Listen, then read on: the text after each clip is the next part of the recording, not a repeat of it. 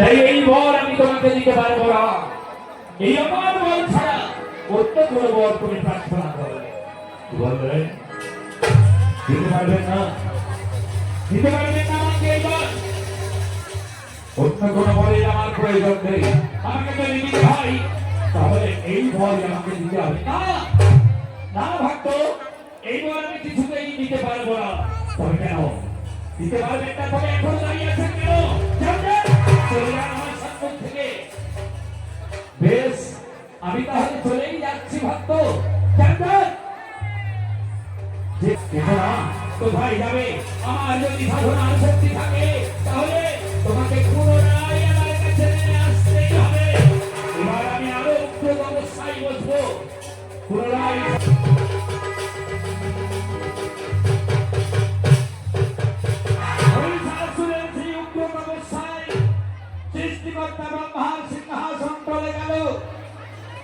তাই তিনি ব্রহ্মলোক ছেড়ে ভগবান প্রণাম গ্রহণ করুন। কল্যাণ হোক ভক্ত। বলো, বারবার এই কঠিন সাধনার মধ্যে দিয়ে তুমি কেন আমায় স্মরণ করছো? কি তোমার অভিনয় ভক্ত? এবার তুমি আমার কাছে যা চাইবে আমি দেখেছি। আমি এই মহাশক্তি আমার কোথায় যাবে নারায়ণ?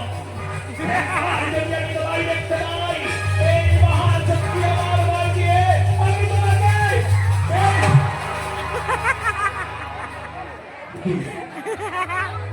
কি সর্বনাশ হলো? কি ভুল আমি করলাম? এই আমার পরে বলিয়া হয়ে এই মহিষাসুরের সর্বধামে তোমাদের আপনি থাকতে দেবে না। এর একটা প্রতিবিধান আমাকেই করতে হবে।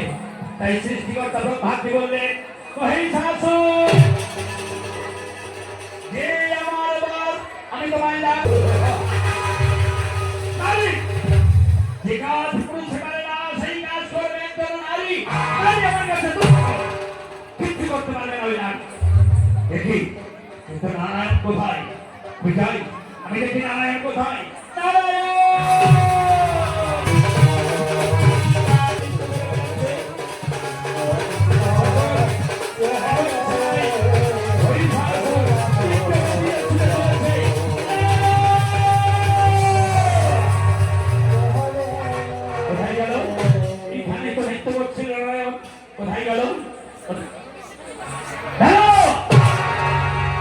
তুমি আমার পিতাকে হত্যা করেছো নারায়ণ। আমি তোর পিতাকে হত্যা করেছি, আর শুধু তোর পিতাকে হত্যা করেছি তাই তোমাকে আমি শেষ করে ফেলবো। ওরে মূর্খ, তুই তো জানিস না মূর্খ, এই জগতের যত শক্তি আছে সমস্ত শক্তির মূলাধার আমি। তুই আমাকে মারবি? কৃষ্ণ ঘরে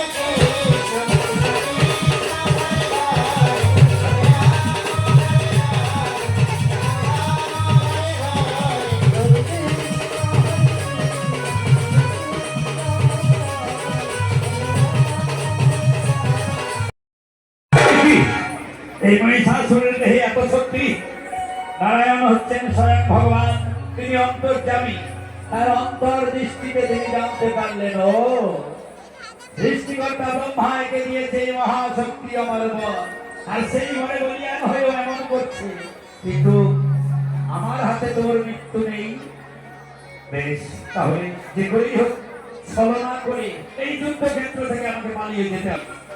বেশ, এবার নারায়ণ বলছে এসো শঙ্খ, এসো চক্র, এসো গদা, এসো সর্বশক্তি নিয়ে এবার আমি যুদ্ধ করবো।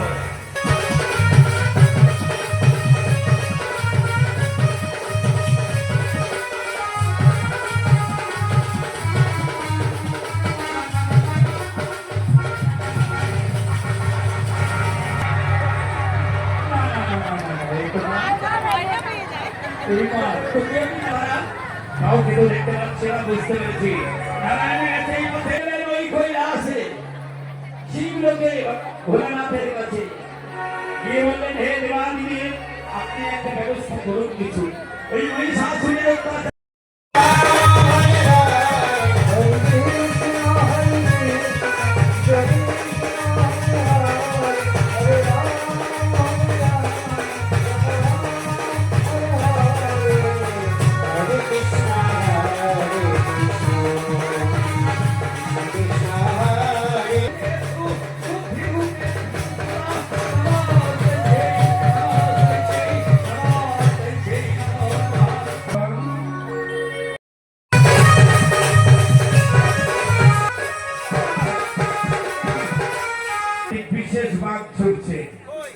ও আমি মায়ের কাছে ফিরে গিয়ে বললেন, মা আমি পারলাম না মা, এই দেখো ওই মহিষাসুর আমায় কেমন মেরেছে, ওই দেখ মহিষাসুর তোর ভাইকে কেমন মেরেছে। এই আমি তোকে দিলাম গদা, এই গদা নিয়ে গিয়ে একবারে গিয়ে ওর মুন্ডুটা ফাটিয়ে দিয়ে আসবো। ঠিক আছে মা, আমি যাচ্ছি। চলেছে গজপতি গণেশ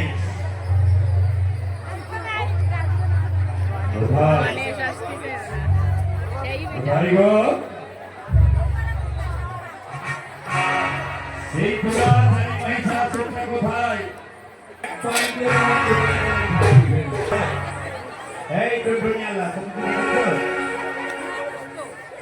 এই স্বর্গধামে কেউ নেই, কোন দেবতাই নেই।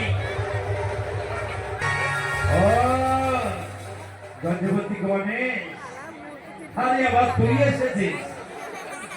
আরে সামান্য পশুর মাথা তোর দেহে, আর তুই আমায় কি করবি? তুই আমার সাথে যুদ্ধ করতে? হ্যাঁ, আমার ভাইকে রোগা পেয়ে খুব মেরেছিস না? হ্যাঁ, এবার যদি ক্ষমতা থাকে, সাহস থাকে আমার সঙ্গে, ও বলে বেশ চেহারা কেন কিন্তু বানিয়ে অস্ত্র রাখ না, আগে তুই রাখ। তোরা অসুর জাতি, তোদের বলে বিশ্বাস নেই, তুই আগে রাখ। বেশ,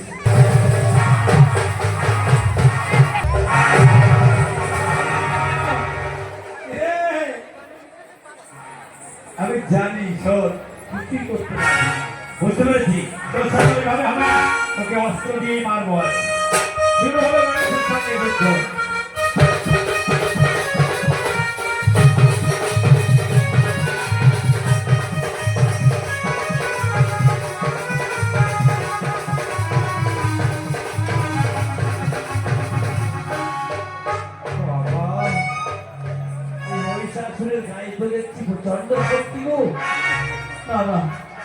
তাহলে মাকে একটু স্মরণ করে নি, কথাটা কপালে ঠেকিয়ে মাকে বলছে, মা তুমি আমার সহায় হও মা, এবার যদি না পারি তাহলে কিন্তু আমি পালিয়ে যাবো মা। পালাবি কোথায়? আজকে তোর খবর।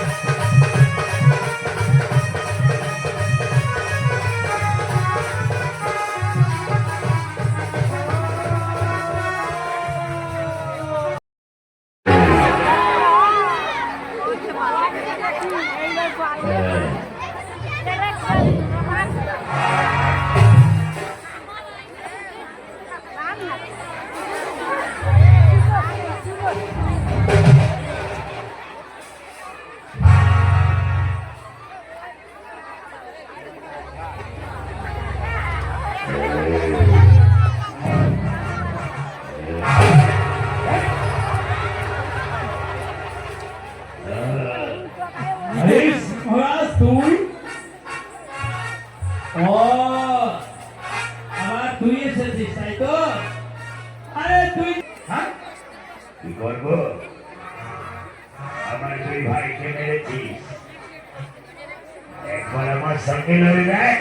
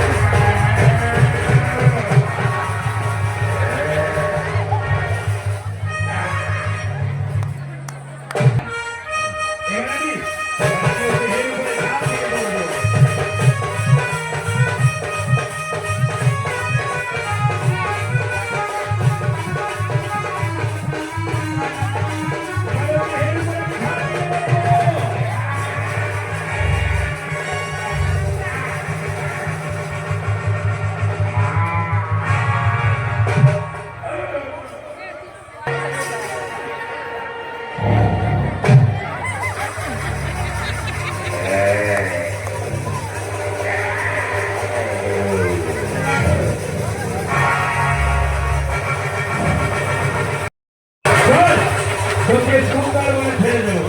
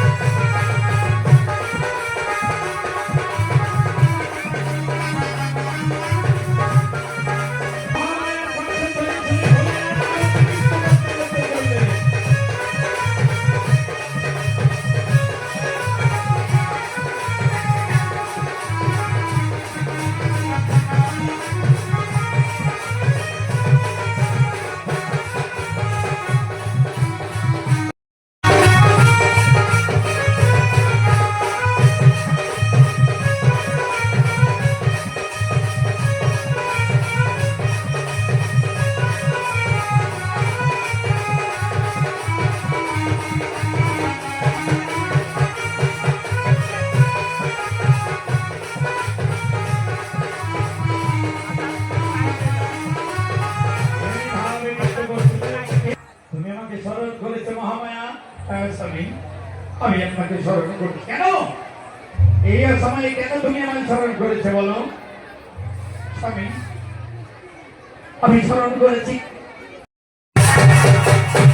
বেশ বেশ মহামায়া, সর্বধর্মের দেবতাদের কল্যাণের জন্য তোমার যে উদ্যোগ, তাতে আমি বলে সন্তুষ্ট হয়েছি।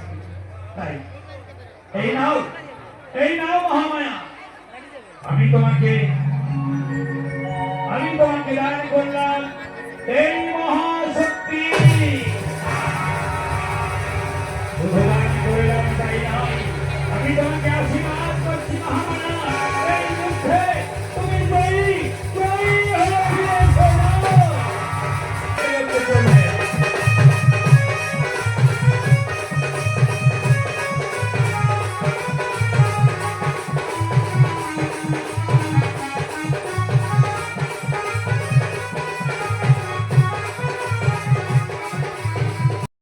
জীবনে কোনদিন তোমার মতো এমন সুন্দরী রমণী দেখিনি। তোমার মতো এমন রূপবতী নারীর হাতে এই অস্ত্র শোভা পাই না। ফেলে দাও নারী, ফেলে দিয়ে তুমি এসো আমার কাছে, আমার হৃদয়ে তোমার মতো অপরূপ সুন্দরীকে নিয়ে আমি আমার এই হৃদয়টা আমি শীতল করবো। এসো নারী,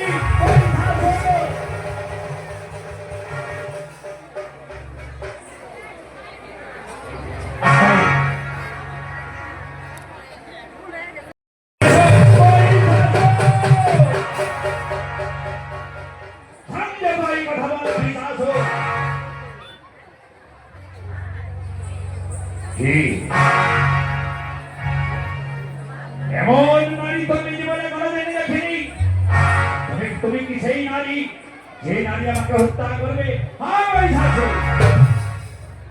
ভালো করে একবার আমার নয়ন মানে তাকিয়ে দেখ, আমার নয়ন কেমন অগ্নি প্রজ্বলিত হচ্ছে।